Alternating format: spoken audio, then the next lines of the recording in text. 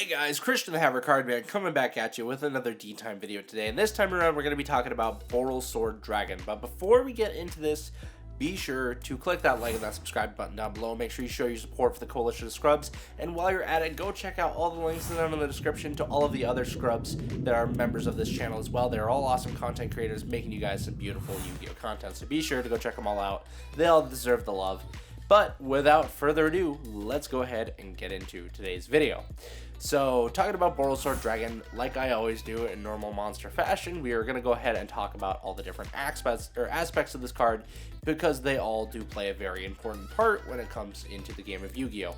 So, starting off with Borrelsword Dragon here, looking at him, we have a Dark Dragon Link Effect monster whose Link rating is 4, with a base attack of 3,000. And an effect that reads, well, first of all, his materials is just 3+ effect monsters. So, pretty generic, pretty easy to pull out. His effect reads, cannot be destroyed by battle. Once per turn, as a quick effect, you can target one attack position monster, change it to defense position. Also, this card can make a second attack during each battle phase this turn. Your opponent cannot activate cards or effects in response to this effect's activation. Once per turn, when this card declares an attack on a face-up monster, you can activate this effect until the end of this turn. This card gains attack equal to half that monster's current attack, and if it does, that monster's current attack is halved. Wow, that's a mouthful. So basically, what this amounts to, this effect, is that Borrelsword is an OTK maker. And just for a generic Link 4 requiring 3+ effect monsters, that's not half bad. All you have to do is just get 4, well, technically just 3 monsters, meaning like a Link 2 and then 2 other monsters, or, you know, just 4 monsters if you want to go straight for it, to pull out a 3k body that can increase its attack by by half of whatever monster it's attacking into, and it can give itself a second attack. So this makes it really easy for this card to attack for over 8,000 damage, and it especially works really good if you have another monster on the field, so that you can target your own monster to change its defense position and give it a second attack. So really good there. So let's go into ways this card is kind of really, yeah, it's good, and it's a good generic Link 4 to throw into a lot of decks, but it's not the best one. So we'll go ahead and get into a few things here. So obviously it's a dragon monster. This means that it falls into all of the dragon support cards, but all of the anti-dragon support cards as well. This includes things like Dragon Capture Jar, which isn't going to affect Borrelsword because that only changes the defense position. Doesn't really do anything there. Card like Electric Virus, actually a hand trap that a lot of people kind of ignore, because, I mean, if your opponent just special summons a Borrelsword Dragon or even a Borrelword Dragon, you just discard the Electric Virus and you can steal it because they're unaffected by, or they are able to be affected by card effects, so you can just steal them. So, I mean, basically, if your opponent throws out a Borrelsword Dragon, you've got the Electric Virus in hand, it's a free OTK. I'm not saying main deck Electric Virus, but maybe consider it for the side deck.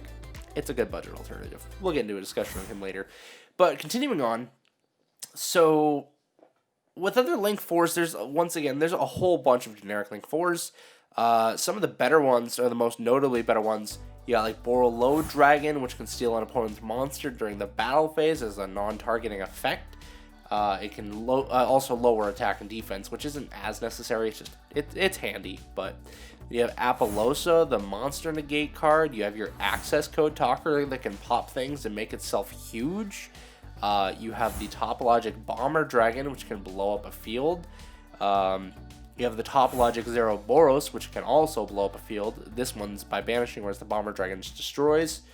And then you get Nightmare Griffin as well. I mean, you know, Nightmare Griffin just being kind of like almost like a skill drain type effect, except for, well, only affects special summon monsters, but a good card regardless. And the last 4 that I mentioned, actually, the Access Code Talker, Topologic Bomber, Topologic Zero-Boros, and Nightmare Griffin, are Link 4s that require 2+ monsters. Now, I mean, technically Apollosa does too, but who's playing an Apollosa with only 2 negates? Like, the only case I could see that being a thing is IP with a Union Carrier. That's the only case in which I could see Apollosa being a 2 negate monster being okay. And the Borrelword Dragon still requires the normal 3+ effect monsters. So you've got a plethora of other monsters that can, in the end, do a lot more. Apollosa is great going first. You can get those negates. Access Code Talker going second, because then you can pop cards and have a huge body on field to deal a lot of damage. some cases almost the same as Borrelsword, depending on how, or like when you summon it, like the situation you summon it in. Really not hard to do. Topologic Bomber can blow up a whole field.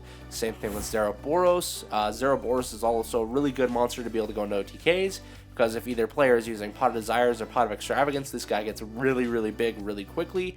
And the Nightmare Griffin, once again, if you have him set in just the right spot, becomes like a skill drain against your opponent. So, I mean, once again, there are better options, and given that Nightmare Griffin, Topologic Zeroboros, and Borrelsword Dragon are all much cheaper than Borrelsword, because keep in mind, Borrelsword Dragon right now at the minimum is a $23 card. I'm looking at it on TCG Player right now. This is as of May 25th. Borrelsword Dragon from the 2019 Gold Sark Megatins is $23. Like, really? But then if you go and look at a card like Borrelsword Dragon, let's go ahead and look up what the actual price of him right now is. Him being actually, I believe, a common out of the Rocket Structure deck, yeah, he is only less than $2. I mean, if you want the Secret Rare, it's only like $8. So automatically, you're already a lot cheaper than Borrelsword Dragon. And in most cases, you might even be able to actually get more value out of a Borrelsword Dragon than a Borrelsword, because a Borrelsword's not always a guaranteed game ender. It just has a really good potential to do it. Hell, if you have the extra deck space, you could even run the Utopia Double package. Like, if you can go into rank 4s, Utopia Double is a much more guaranteed, at least one-hit swing than your Borrelsword is, because the Borrelsword has to attack twice to really get its full damage in. Utopia Double, going into the Utopia with the double or nothing, really is a one-hit 10,000 attack point beater that most times can just end a game all on its own. And I mean, I don't know, it kind of depends on the build of the deck, because if any of you watched my Shit All Heroes on my Haver Cardman channel, or yeah, on the Haver Cardman channel, if you watch that profile at all, I did use Borrelsword Dragon in there, and that was because I had an easy combo where I could consistently get into Cross Sheep, summon Absolute Zero to special summon back a Vion, and then that would let me link 4 into my Borrelsword, which would blow up my opponent's field because Absolute Zero would be sent to the graveyard. And then from there, I could still special summon an El Shadal Winda, which created a lock for my opponent to where either player could only special summon once per turn while Winda was on the field, but it didn't matter because my opponent had a clear board, so I could attack with Winda for 2,200, use my Borrelsword to put her in defense and attack twice for another 6,000, putting me at 8,200 damage. If that somehow didn't kill my opponent, then I had the Winda on field, so my opponent can only special summon once during their turn, effectively creating this kind of lock that if they didn't die the turn that I tried to OTK, then, well, I just kind of shut them out from most of their plays on their next turn. So there are certain situations in which it works really, really well, and there's a good amount of synergy with it. But, I mean, for most decks nowadays, I don't know, it's a tough one, especially given the current format with Adamantipator's and Eldritch. Most people aren't even looking to play these Link 4s. Most people are running more Synchros and Exceeds because it is Master Rule 5, so now we can special summon that stuff to any zone we want, and Links, while still relevant, are not as relevant as they were last format, because now we can just special summon whatever we want, wherever we want, and not have to worry about the consequences. So it does get to be really weird when it comes to talking about a card like Borrelsword Dragon, because it is slowly becoming phased out more and more, but at the same time, we're still seeing the price point for it go up, because I think we're seeing a lot more strategies like the one I just mentioned with the Shit All Heroes, in which people are finding ways to make it easy to OTK by just taking advantage of sending stuff to the graveyard with it, or, you know, doing all sorts of different things, or just the fact that a lot of people are getting back into the game now, and we have a lot more people playing, since the game is much easier to play and much more preferable to play. So you can use stuff like Borrelsword Dragon to help facilitate those OTKs, especially for decks that can't really go into rank 4s all that well. So it's really a kind of like an iffy card to talk about, because once again, it is a good card. It's undeniably a good card, and it can have a very good potential to OTK. But at the same time, for most decks, there's still much better options for them and much more budget options than that. So it really becomes a matter of your play style and your budget, or if you're playing online because it is quarantine right now and you just don't really care, then, you know, it doesn't even matter at that point. But if you're going to go all out and you don't have a restriction on budget because you're playing online, then there's still better cards to play than Borrelsword. I hate to break it to you, but you know, everyone has their own play style. Everyone can play the game how they want to. I'm not going to hate on anyone. I respect everyone's play styles, and I appreciate them a lot of the time because they give me new insights into how I can play the game and new combos I can pull off. Like the Electric Fires thing, that happened because Dank Chaos over at Team Chaos Stream informed me about it. He heard it from someone else. I believe it was Casual Kiwi, and he told me about that, and I was very delighted to hear about Electric Virus being a thing and how ridiculous of a card it actually can be in this format because of how many machines and dragons there are running around.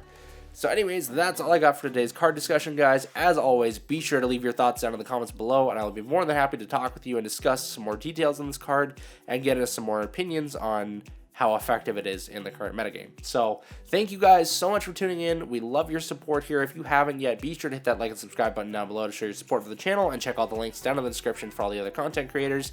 And I will see you guys all in the next video. Remember to have fun and make your move. Peace out.